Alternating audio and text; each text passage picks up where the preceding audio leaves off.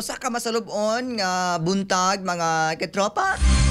Tungod kay namatay ang kanhi aktor o politiko nga si Patrick De La Rosa sa edad nga 64 years old samtang nagpuyo sa California, USA.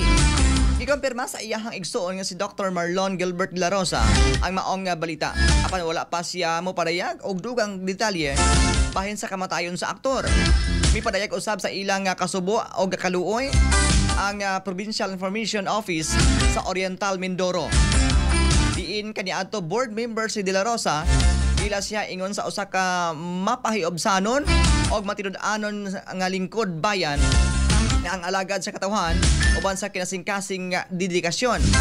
Si De La Rosa na ilahan tungod sa iyahang pag-apil sa daghang pelikula ni atong dekada 80 o 90. Dinakig-uban siya sa mga bantugan nga artista sa industriya apil sa mga pelikulang iyang giapilan mao ang Ex-Con, Ping Lacson, Super Cup, Cristo, Suspect o daghan pang uban.